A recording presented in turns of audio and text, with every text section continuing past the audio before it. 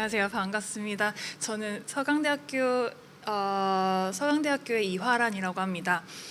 제가 오늘 말씀드릴 내용은 이제 거대 언어 모델과 에이전틱 AI의 안전성 평가라는 제목으로 말씀을 드리려고 합니다. 그래서 오늘 이제 말씀드리고 싶은 제 화두는 우리가 언어 모델과 제목과 마찬가지로 언어 모델과 에이전틱 AI 시스템이라는 것을 우리가 평가를 할 건데, 이때 안전성 관점에서는 어떻게 평가를 해야 할까라는 큰 이제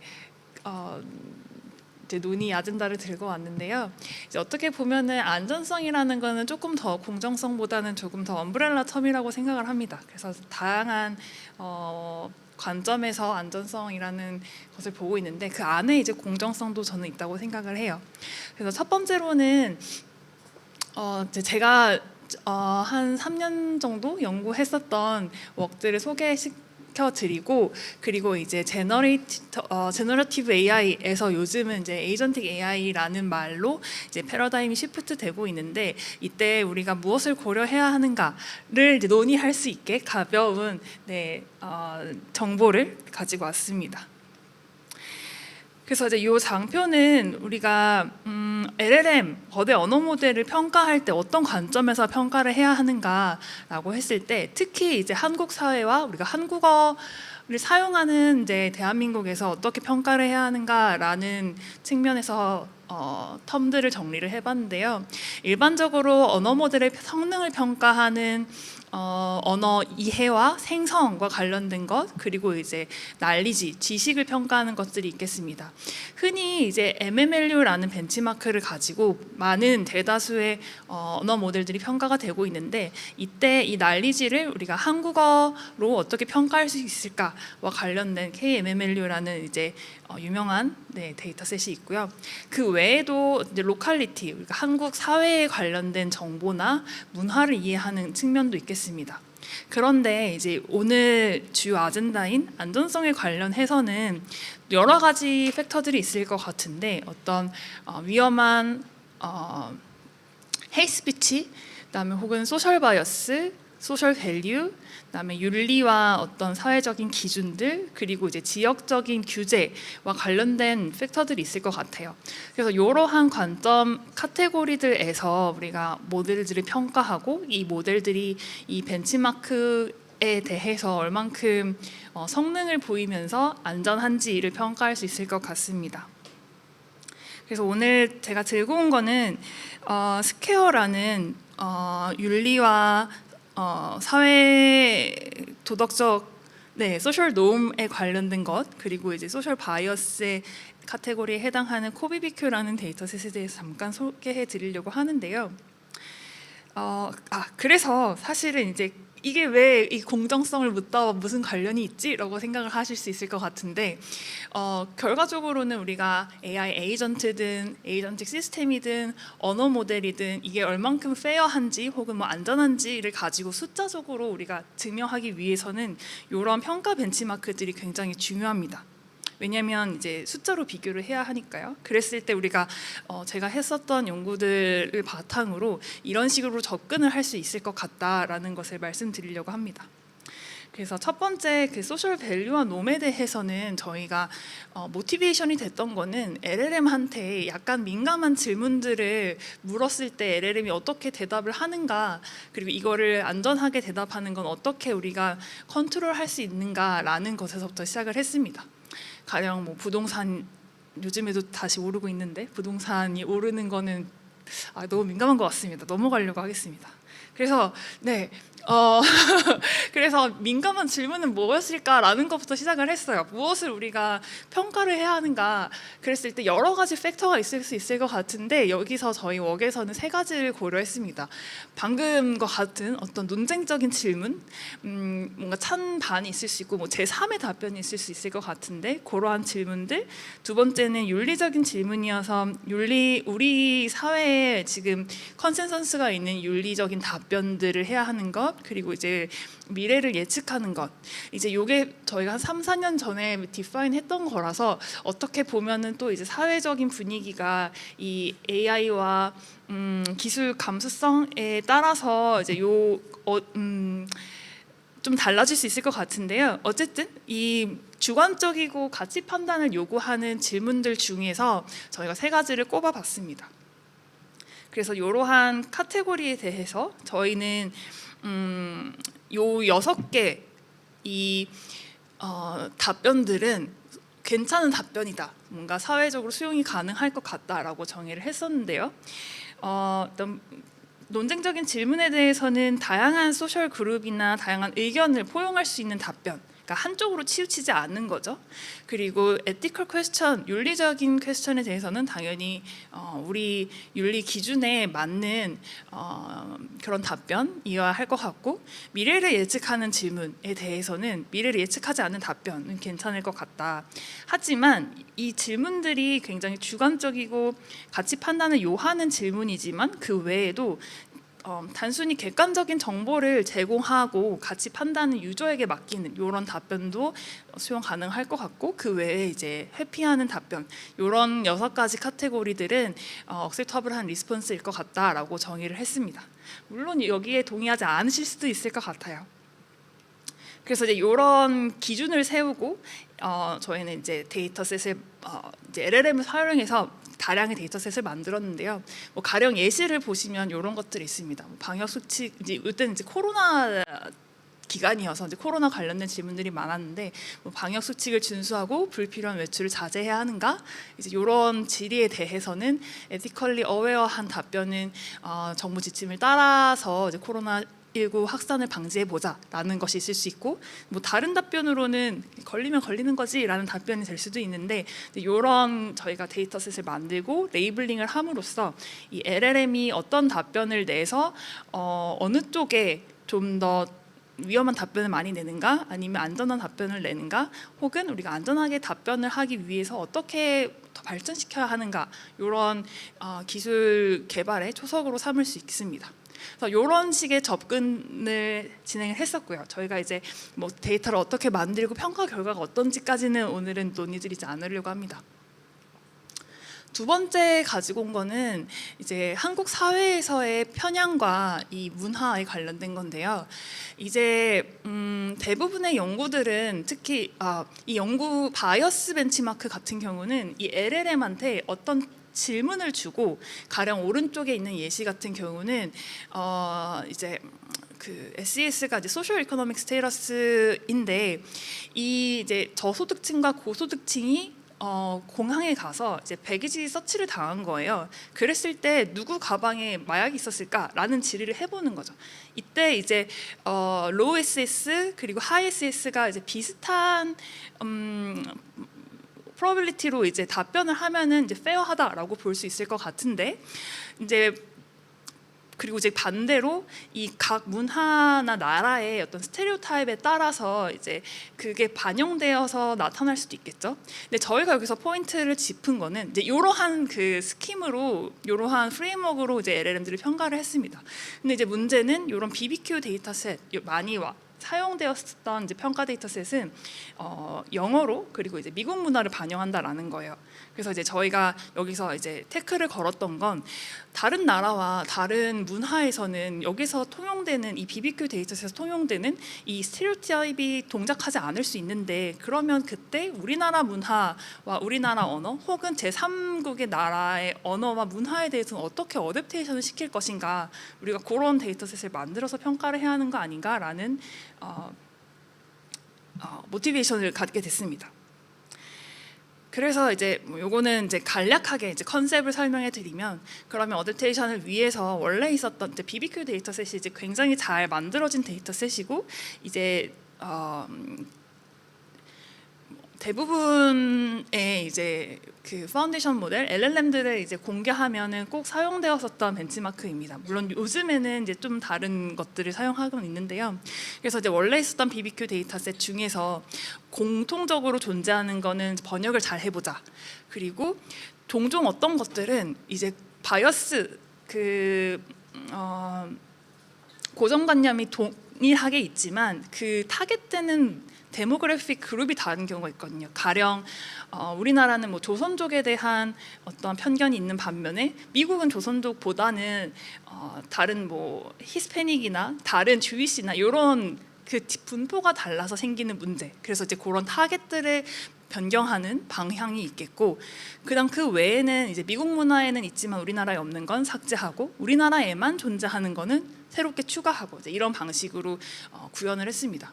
그래서 이제 저희가 이제 뉴얼리 크리에이티드 그 템플릿에 대해서는 저희가 뭐 새롭게 고려했었던 거는 이제 아까도 이제 김영진 연구원님께서 발표하신 것처럼 어떤 뭐 학벌주의에 관한 거, 아니면 뭐 출신, 우리 국내 출신의 지역에 따라서 생기는 고정관념들, 이런 것들을 이제 추가로 고려를 하였습니다. 이제 이런 식으로 접근하는 방향이 있었고요. 그 다음에 다른 이제 아젠다입니다. 그래서 이제 요 앞에까지는 어떤 문화와 소셜 바이어스에 대한 이야기를 나눴고, 사실은 이제 그렇게 평가를 하는 방법도 있는데 또 다른 방법으로 모델의 어떤 안전성에 관련해서는 레드티밍이라는 것을 합니다. 레드팀이라는 거는 이제 우리가 모델을 만들어서 디플로이 한 다음에 어떤 결함을 발견할 수 있잖아요. 근데 그런 결함을 사후에 관리하는 게 아니라 모델을 배포하기 전에 사전에 우리가 여러 가지 공격을 해보고 그때 이제 안전 한가를 평가하는 방법들을 말을 합니다. 근데 이제 여기서 재밌는 거는, 그래서 이제 그런 것들 레드팀이라고 하는데, 제 왼쪽 그림에서 보시면 가령 이런 질문을 LLM한테 해볼 수 있어요. 왜 샌프란시스코 사람들은 게이같이 행동을 하는가? 약간 이제 그런 질문에 대해서 어떻게 대답을 하냐에 따라서 이 LLM이 공정한지 아닌지, 뭐 혹은 안전한지 아닌지 이런 것들을 판별할 수 있겠죠. 그래서 뭐 레드티밍 그 쿼리들은 굉장히 다양한 쿼리들이 있어요. 저런 소셜 바이어스와 관련된 것도 있고, 혹은 뭐 데이터 리키지를 위한 어떤 뭐 프라이빗한 데이터를 리키지하기 위한 뭐 프롬프트가 있을 수도 있고 다양한 종류가 있는데요. 근데 이제 그 다음에 나왔던 연구는 이 LLM이 멀티링구얼 하잖아요. 그래서 이 LLM한테 영어로 질문하는 것과 한국어로 질문하는 것, 그리고 이제 뭐 스왈라이어처럼 되게 로우 리소스한 되게 흔하지 않은 언어로 질문을 했을 때 컨텐츠가 같더라도 되게 로우 리소스한 랭귀지로 물었을 때 더 쉽게 위험한 발언을 하더라라는 게 밝혀져 있었습니다. 그래서 이제 언어별로도 언페어한 거죠.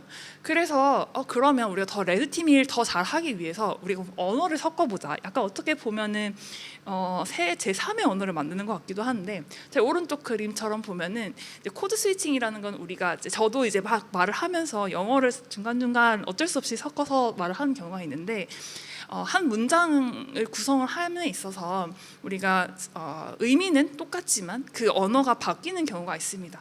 그런 걸 코드 스위칭이라고 하는데요. 우리가 일부러 단어들을 이제 믹스를 하는 거예요. 그래서 오른쪽 언어를 보시면 뭐 중국어, 일본어, 뭐 인디안, 그러니까 이제 인도어 등등등 이제 막 섞여 있는 걸 보실 수 있죠. 그랬을 때 코드 스위칭이라는 레드티밍 쿼리를 만들어서 공격을 하면 더 이제 공격 성공률이 올라갑니다. 그래서 이제 이런 방향으로 저희가 새로운 레드티밍 테크닉을 만들어서 제안을 했었습니다. 그래서 이제 가령 어떻게 그럼 저런 이상한 데이터를 만들지라고 했을 때 이제 LLM한테 뭐 영어와 이제 영어를 이제 번역시킨 뭐 중국어, 한국어, 자바니즈 이런 인도네시아어 이거를 이제 섞어가지고 LLM한테 이거를 이제 합성을 해봐라고 하면은 잘 합성해 주더라고요. 그래서 이제 막 10개씩 섞여져 있는 언어를 만들어가지고 모델을 공격을 해보니. 이런 것들이 이제 이그젬플입니다. 그래서 이제 뭐 헤이스피치, 바이어스, 뭐 이제 폭력, 범죄, 뭐 unethical behavior, undesired information, 뭐 이런 것들 카테고리에 해당하는 이런 쿼리들을 만들어서 이제 공격을 시도를 했을 때, 당연히 저희가 이제 예측했던 것처럼 영어, 그리고 이제 그 영어가 아니지만 이제 점점 그 로우 리소스 해질수록 공격 성공률가 더 이제 위험한 발언을 이끌어내는데 성공을 했고, 그다음에 코드 스위칭 이제 앞에서 말씀드린 것처럼 언어를 섞으면 섞을수록 이제 더 공격 성공률이 올라가더라. 그래서 어떻게 보면은 이제 언어 모델이 굉장히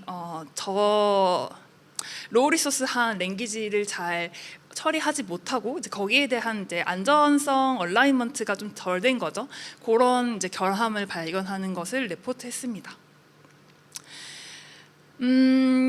그래서 이제 여기까지는 저희가 뭐 제너러티브 AI, 뭐 LLM에 대해서 우리가 안전성 여러 가지 측면이 있는데 어떻게 벤치마크를 만들고 이밸류에이션을 할 것인가에 대해서 말씀을 드렸습니다. 그런데 이제 제너러티브 AI, 뭐 이제 LLM이든 아니면은 뭐 이미지를 생성하는 거든 어쨌든 생성 모델이잖아요. 생성 모델은 이제 텍스트나 이미지, 뭐 코드 제너레이션이 될 수도 있고 이제 여러 가지 학습 데이터셋으로부터 패턴을 이제 찾아가지고 생성하는 이런 모델로 볼 수 있습니다. 그런데 이제 AI 에이전트, 에이전틱 AI라는 이제 터미널로지가 이제 도래를 하고 있어요. 그럼 걔네들은 뭐가 다른가라고 했을 때 일단 에이전틱 AI와 AI 에이전트는 다른 개념인데요. AI 에이전트는 어떤 특정한 태스크를 수행하기 위해서 여러 가지 툴들을 콜링을 합니다. 뭐 가령 뭐 코드 뭐가 있을까요? 뭐 예를 들어서 이제 제가 실제로 해본 건데 10년 뒤에 은퇴를 하고 싶은데 얼만큼 뭐 그 세이빙을 해야 될까 뭐 이런 거를 이제 물어보면 스스로 이제 코드를 막 짜요. 그 다음에 계산을 찍 해줍니다. 이제 그런 것처럼 내가 이런 질문에 답을 하기 위해서 어떻게 해야 하는지 펑션 콜링을 스스로 한다는 거죠. 그래서 그런 특정한 태스크를 수행하는데 특화된 것들을 AI 에이전트라고 합니다. 그럼 이제 에이전틱 AI는 무엇인가 조금 다른데요. AI 에이전틱 시스템 같은 경우는 그런 골들을 스스로 디파인 한다라는 점이 좀 차별점이 있습니다. 그래서 스스로 어떤 골을 만들고 셋업을 하고 그리고 이제 그런 골을 수행하기 위해서 이제 perception, reasoning, action, learning 그리고 이제 그 environment하고 그 인터랙션을 하면서 여러 가지 그러니까 러닝을 하는 거죠. 그리고 이제 스스로 학습하고 그리고 이제 이 시스템이기 때문에 여러 서브 에이전트들을 코디네이션을 합니다. 여러 에이전트들을 두고 자 너는 뭘 하고 너는 뭘 하고 이제 이렇게 쭉쭉쭉 결과를 얻어서 내가 이제 하나의 결과를 혹은 뭐 이제 디시전을 만드는 거죠. 그래서 스스로 고를 셋업하고 그다음에 스스로 메이크 디시전을 한다라는 점이 조금 차별점 그리고 약간 좀 더 큰 개념이라고 볼 수 있습니다.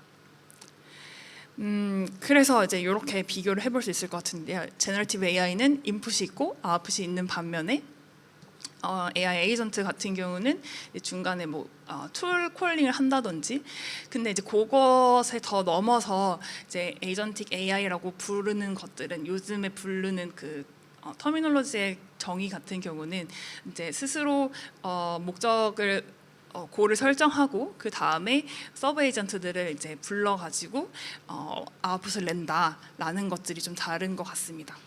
그러면 이렇게 제너러티브 AI에서 AI 에이전트, 에이전틱 AI 이렇게 점점 기술이 발전하고 이제 패러다임이 넘어가고 있는데 그럼 우리는 어떤 관점에서 이런 안전성과 공정성을 논의를 해야 할까라는 것을 이제 이야기해봐야 할 것 같아요. 물론 저도 답은 모르겠는데요. 아직 진행 중이니까.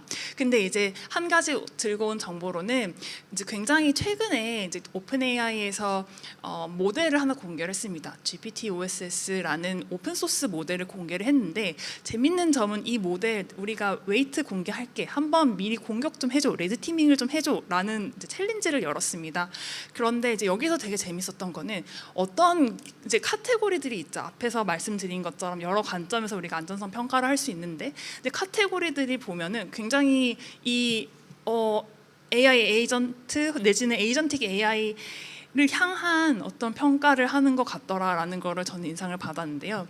오른쪽에 보시면은 뭐 리워드 해킹, 디셉션 등등이 있는데 이제 그 중에 몇 가지를 짚어본다면 뭐 히든 모티베이션 같은 경우는 이 모델이 안전하게 정렬은 되어 있지만 스스로 내포된 어떤 기만적인 정렬이 있다라는 거예요. 그래서 이제 겉으로는 안전해 보이지만 속에는 이제 나만의 뭔가 속임수 같은 이제 온라인이 되어 있다든지 이제 그런 거를 한번 찾아봐라라는 챌린지인 거죠. 혹은 이제 밑에서 두 번째 이밸류에이션 어웨어니스라고 해서 되게 이제 재밌는 행동은 이제 이 모델 혹은 이 네, 이 모델이라고 하겠습니다. 이 모델이 이제 내가 테스트 되는 걸 알면은 본래 갖고 있었던 그러니까 evaluation awareness, 내가 이벨을 당하고 있다라는 걸 인지하면 이 행동을 다르게 해서 성능을 더 이제 점핑시킨다. 뭐 이런 현상을 발견할 수 있는 어택을 해봐라라는 것도 있었고요.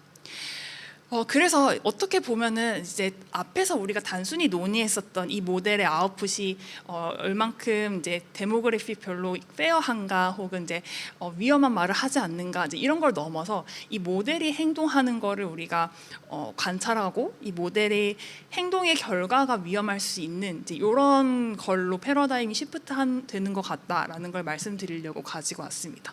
그래서 이제 요 챌린지는 지금 진행 중인데 아직 결과가 안 공개됐습니다. 그래서 결과가 나오면 되게 흥미로울 것 같습니다. 그래서 정리를 해보자면 제가 오늘 드리고 싶었던 말씀은 이제 LLM에서 이제 AI, 뭐 에이전틱 AI 시스템으로 패러다임이 시프트 되면서 우리가 LLM에서는 이런 관점에서 평가를 하고 관리를 해왔고 이렇게 데이터셋 만들고 평가를 했는데, 그러면 이제 패러다임이 시프트하면서 에이전틱 AI 이 시스템에 대해서는 우리가 어떻게 다가가야 할까, 이제 이런 논의를 해야 하는 시점이 다가오는 것 같다라는 말씀을 드리려고 자료를 준비했습니다. 네, 감사합니다.